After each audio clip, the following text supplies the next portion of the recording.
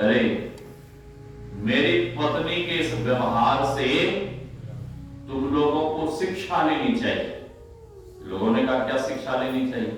आप उनके पति हैं, आपकी वो पत्नी है, आपका सम्मान करना चाहिए, आदर करना चाहिए। आपके सर पे घड़ा पटक कर चली गई तो तुकाराम जी महाराज कहते हैं कि मेरी पत्नी के इस व्यवहार से शिक्षा लेनी चाहिए कि आकाश में कुछ ऐसे बादल होते हैं जो केवल गरजते हैं, बरसते नहीं है। गरजते हैं, बरसते नहीं है।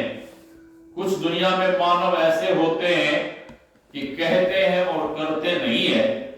मेरी पत्नी के इस व्यवहार से शिक्षा लेनी चाहिए कि मानव की कथनी और करनी एक होनी चाहिए। मेरी पत्नी पहले गरज कर गई और उधर से आई तो बरस गई।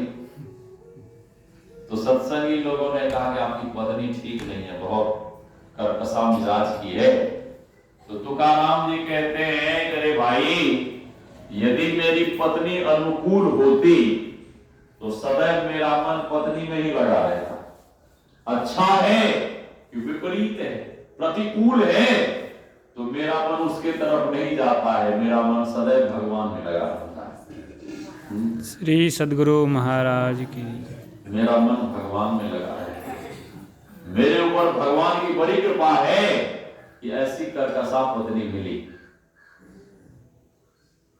भूकंप आया, सारा घर बार गिर गया। ये बैठकर एकांत में पत्नी जाकर सूचना देती है कि तुम तो खूब भगवान के भजन करते हो, तुम्हारे घर को भी भगवान नहीं बचा पाए, क्या हुआ? घर गिर गया, अब कहां रहोगे, कहां बैठकर भजन करोगे? तो तुकाराम जी महाराज कहते हैं कि वो तो छोटा सा घर था हम लोगों का बनाया हुआ। ये देखो आकाश, ये भगवान का बनाया हुआ घर है। अरे वो छोटा सा घर गिर गया तो क्या हो गया? अब हम भगवान के बनाए हुए घर, इस खुले आकाश में बैठकर भगवान का भजन करें। बहुत गरीब थे, एक जमींदार के यहां नौकरी कर रहे थे। जमींदार ने अपने खेत में गेहूं लगाया। तुकाराम जी को रखवाली के लिए भेजा। अब ये खेत के अड्डे पर बैठकर ध्यान में बैठ गए, भजन में बैठ गए। अब गांव के पशु पक्षी सब आकर फसल खा गए।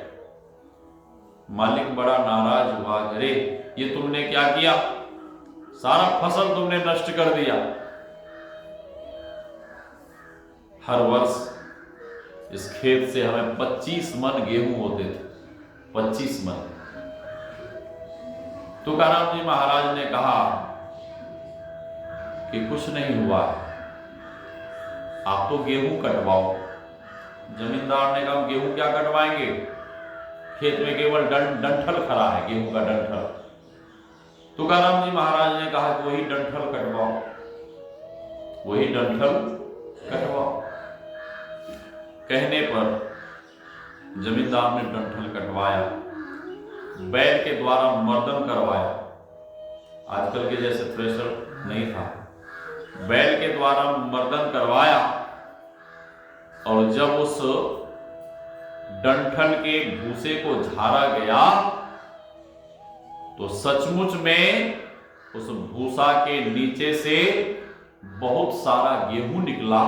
और गेहूं को जब तुलवाया गया तो भगवान की कृपा से पूरे 25 मन गेहूं निकले। श्री सद्गुरु महाराज की जय। अब तो जमींदार तुकाराम जी महाराज के चरण में गिर गया। ये क्या, जब सारा फसल पशु खा गया था, फिर 25 मन गेहूं कहां से आए? तो जमींदार समझ गया कि ये कोई साधारण मानव नहीं है, ये तो परमात्मा के भक्त हैं। और भगवान की कृपा से 25 मन गेहूं हुए, निकले। तो वैराग्य होना चाहिए। गुरुदेव कहते हैं वैराग युक्त अभ्यास हो, निराश क्या करे। आगे कहते हैं सत्संग गढ़ में वास हो, भवपास क्या करे। शंकराचार्य जी महाराज कहते हैं सत्संगत्वे निःसंगत्वम। सत्संग करने से क्या होता है मनोहर जी? निःसंगत्वम, सत्संग करने से हमारा मन संसार से निःसंग हो जाएगा, संसार से अलग हो जाएगा।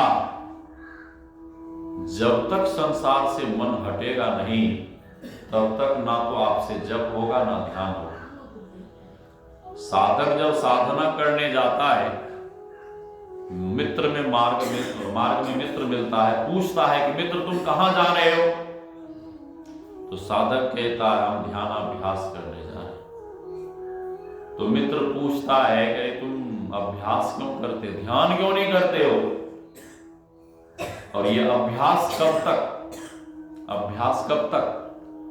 अभ्यास तब तक जब तक हम आपका मन संसार से हट नहीं जाता, अलग नहीं हो जाता, संसार से मुड़ नहीं जाता। एक व्यक्ति रोज अपने सर को मुड़ते थे, सर को मुड़ते थे, लेकिन वो संसार से मुड़े हुए नहीं थे। तो एक संत ने पूछा कि ये मुड़ते हो, रोज मुड़ते हो, मुड़ने से क्या क्या लाभ? तो आदमी कहता है कि मूर मुराए 3 गुण। मूर को मुराने से, सर को मुराने से 3 गुण, 3 फायदे। क्या? सिर के मिट गए खाज, और खाने को हलवा मिले लोग कहे महाराज। तो केवल मुंडन करने से नहीं होगा, संसार से मुड़ना होगा। हरियाणा में महात्मा लोगों को कहते हैं कि मोरे आ गया, मोरे। मोरे मतलब जो संसार से मुड़ गए, महात्मा लोग मोरे मोरे। तो गुरुदेव कहते हैं त्याग पंच पाप हो, फिर पाप क्या करे? दूसरे जगह गुरुदेव ने कहने की कृपा की है, जो निज घटरस चाहो तो अपने को पंच पाप से हरदम खूब बचाओ। यदि भीतर में आप उस अमृत को पीना चाहते हैं, अमृत कहां है? गगन मंडल में औंधा कुआं, तहां अमृत का वासा। सगुरा होइसु भर भर पिया, निगुरा जाए प्यासा। संत कबीर साहब की वाणी में रस गगन गुफा में अजर झरे, बिन बाजा झनकार उठे जहां। बिन बाजे गाजे के ही उस भंवर गुफा में, गगन गुफा में दिव्य नाद, दिव्य शब्द हो रहे, लेकिन सुनते कौन है? सुनत बने जाको ध्यान लगे। वही साधक सुनता है, वही भक्त सुनता है जिनका ध्यान बनता है, और जिनका ध्यान नहीं बनता है वो तो इस प्रतीक्षा में रहते हैं कि बाबा घंटी बजावें और जल्दी से हम अपने घर को जाएं। जल्दी घंटी बजे और जल्दी उठकर नाश्ता करें, आरती हो कि नाश्ता करें। स्कूल में बच्चे लोग पढ़ने जाते हैं, बच्चा स्कूल में सबसे बढ़िया कौन आदमी लगता है? बच्चे लोगों को सबसे बढ़िया कौन आदमी लगता है स्कूल में? सबसे बढ़िया कौन लगता है स्कूल में? बच्चे लोगों को सबसे अच्छा वह आदमी लगता है स्कूल में जो चपरासी होता है, घंटी बजाने वाला।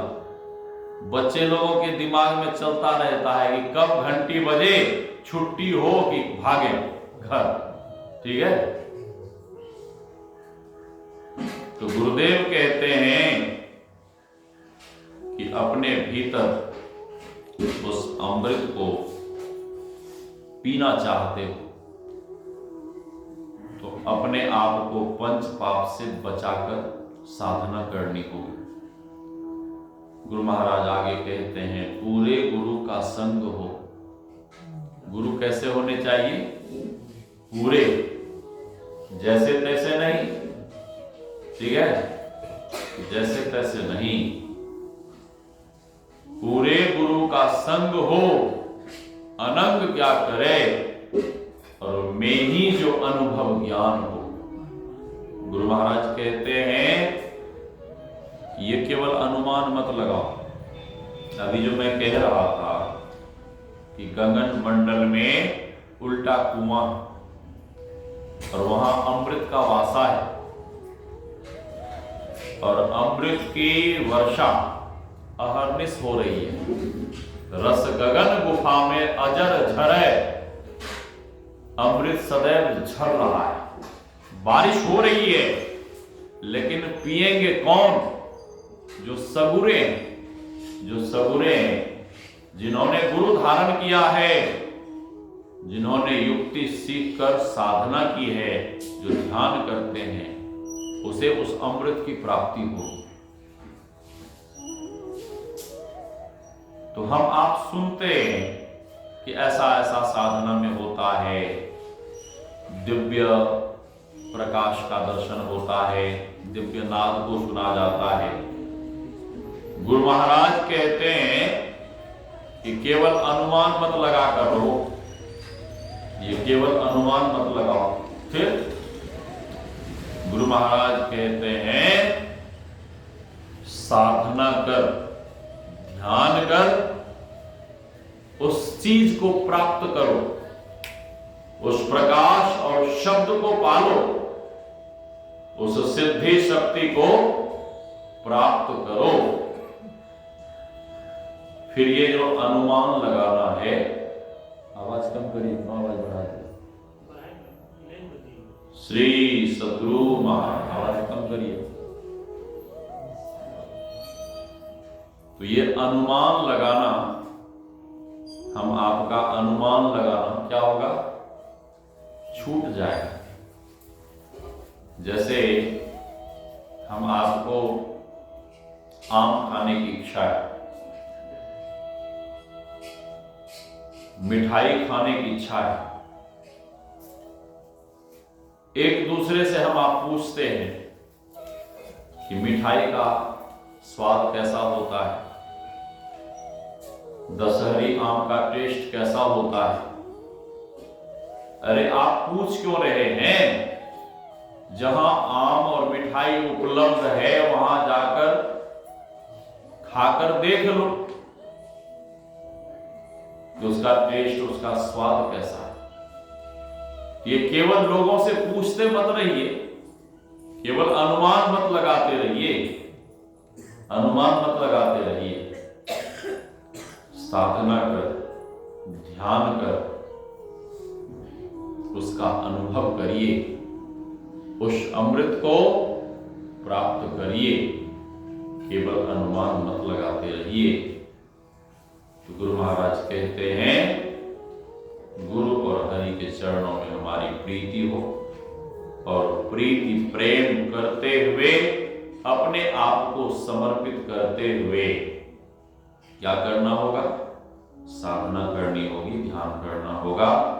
तब हम आपको उस परमात्मा का अनुभव होगा, साक्षात्कार होगा। अधिक नहीं कहते हुए वाणी को विराम। बोलिए श्री सद्गुरु महाराज की जय। श्री सद्गुरु